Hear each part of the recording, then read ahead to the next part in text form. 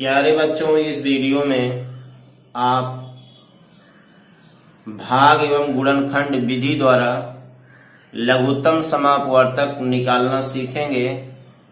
तो आइए देखते हैं भाग एवं गुणनखंड विधि द्वारा लघुत्तम समापवर्तक किस प्रकार से निकाला जाता है। तो आइए वीडियो को स्टार्ट करते हैं।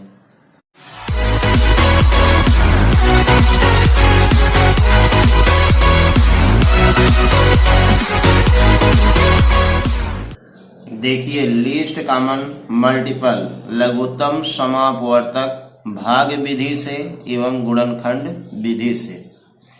क्वेश्चन है, निम्नलिखित संख्याओं का भाग एवं गुणनखंड विधि से लघुत्तम समापवर्तक ज्ञात कीजिए। यानी एलसीएम निकालना है। दोनों विधियों का प्रयोग करना है, भाग विधि एवं गुणनखंड विधि। भाग एवं गुणनखंड विधि द्वारा लघुत्तम समापवर्तक निकाला जाता है। लघुत्तम समापवर्तक निकालने की दो विधियां हैं। पहली विधि है भाग विधि और दूसरी विधि है गुणनखंड विधि। तो आइए हम पहले भाग विधि से फिर गुणनखंड विधि से लघुत्तम समापवर्तक निकालते हैं। देखिए, क्वेश्चन है, निम्नलिखित संख्याओं का भाग एवं गुणनखंड विधि से लस यानी लघुत्तम समापवर्तक, जिसको इंग्लिश में हम लीस्ट कॉमन मल्टीपल यानी एलसीएम कहते हैं, ज्ञात कीजिए। यानी ज्ञात करना है। तो देखिए, पहला क्वेश्चन है 24, 28, 30। तो 24, 28, 30 का सबसे पहले भाग विधि द्वारा हम लघुत्तम समापवर्तक निकालते हैं। तो देखिए, यहाँ भाग विधि से भाग विधि देखिए निकाल रहे हैं। पहले आप 24, 28 और 30 को लिख दीजिए। इसका गुणनखंड कीजिए। 2 एक अन्य 2, 2 दूनी 4, 2 एक अन्य 2, 2 चौक 8, 2 एक अन्य 2, 2 पंजे 10।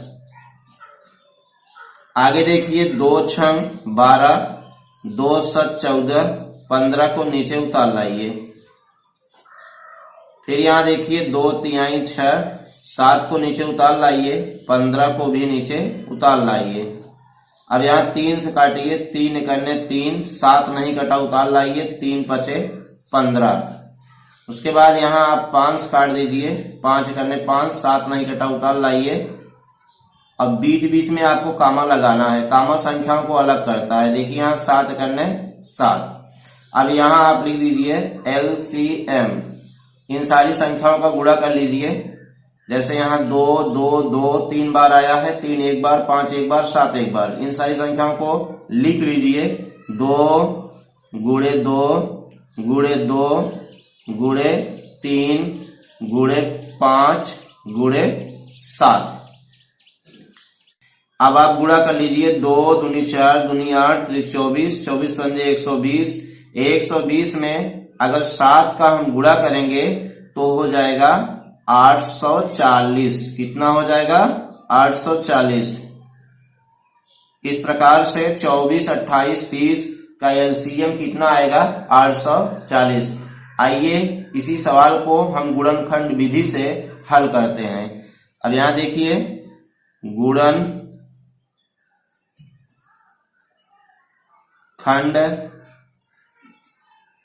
विधि से, गुणनखंड विधि से अब हल कर रहे हैं। सबसे पहले आप 24, 28 और उसके बाद 30 का गुणनखंड कर लीजिए।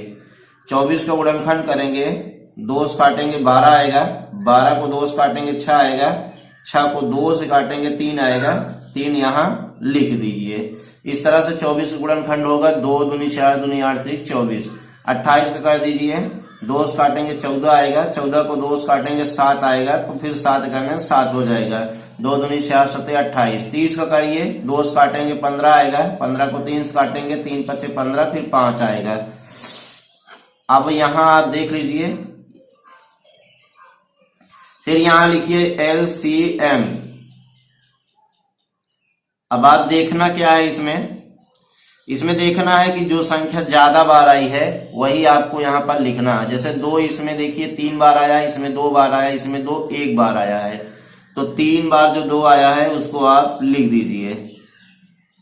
फिर उसके बाद आप देखिए 3 यहाँ 1 बार है, इसमें 1 बार है, इसमें है ही नहीं, तो 3 किसी में ज्यादा नहीं है, बल्कि 3 यहाँ 1 बार यहाँ भी है, इसलिए 3 को आप लिख दीजिए।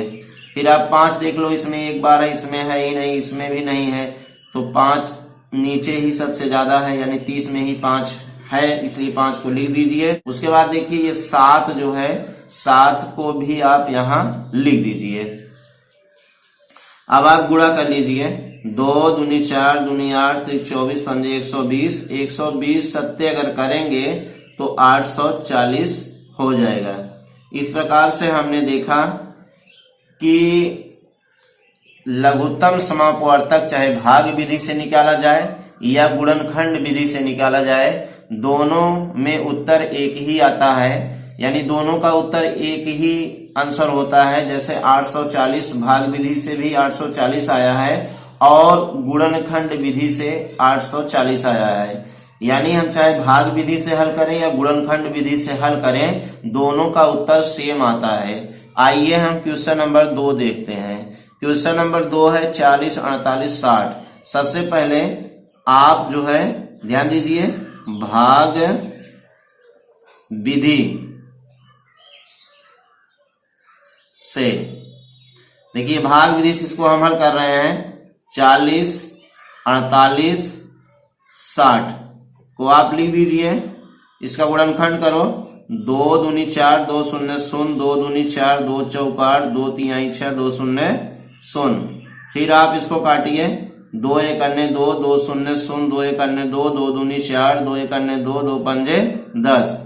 फिर इसको आप काटिए 2 से, 2 पंजे 10 2 छंग 12 15 नहीं कटा, इसको उतार लाइए। अब आपको फिर 2 से काटना है, 2 तिहाई 6 5 नहीं कटा, उतार लाइए, 15 को भी उतार लाइए। अब यहाँ आप 3 से काटिए, 3 1 अन्य 3 3 पचे 15 5 भी नहीं कटा, 5 नहीं कटा, इसको नीचे उतार लाइए। अब यहाँ पर देखिए 5 करने 5, एक यहाँ लिखिए 5 करने 5। अब आप इसका एलसीएम निकाल लीजिए, यहाँ पर लिखिए LCM। LCM मीन्स होता है लीस्ट कॉमन मल्टीपल, जिसका हिंदी होता है लघुत्तम समापवर्तक। तो आप यहाँ देख लीजिए, 2 इसमें 4 बार आया है, तो 2 4 बार लिख दीजिए। 4 बार देखिए 2 हो गया, उसके बाद 3 1 बार है, 1 बार 3 लिख दीजिए, और 5 1 बार है, 1 बार 5 भी लिख दीजिए। अब इन सारी संख्याओं का आप गुणा कर लीजिए। देखिए 2 दूनी 4 दूनी 8 दूनी 16 तिरिक 48, 48 पंजे अगर हम करेंगे तो हो जाएगा 240।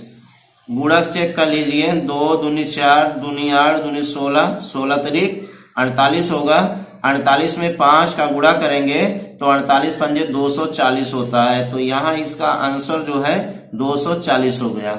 आइए अब हम गुणनखंड विधि से हल करते हैं। गुणनखंड विधि से देखिए, तो आप पहले यहाँ 40 लिख दीजिए, उसके बाद फिर आपको लिखना है 48, फिर आपको कितना लिखना है 60 लिखना है। इसका गुणनखंड लिखिए। अगर हम 40 का गुणनखंड करेंगे तो देखिए 2 से काटेंगे 20 आ जाएगा, फिर 20 को 2 से काटेंगे 10 आएगा, 10 को 2 से काटेंगे 5 आएगा, फिर 5 करने 5 गुणा कर लीजिए, 2 दूनी 4 दूनी 8 5 40 हो गया। 48 को 2 से काटेंगे 24 आएगा, 24 को 2 से काटेंगे 12 आएगा, 12 को 2 से काटेंगे 6 आएगा, 6 को 2 से काटेंगे 3 आएगा, फिर 3 करने 3 हो जाएगा। उसके बाद हम 60 को 2 से काटेंगे 30 आएगा, 30 को 2 से काटेंगे 15 आएगा, 15 को 3 से काटेंगे तो 5 आएगा, फिर 5 करने 5 हो जाएगा।